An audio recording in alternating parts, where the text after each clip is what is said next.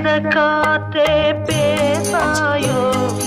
சேமங்கள் லாபங்கள் யாரோ வழி சென்ற கால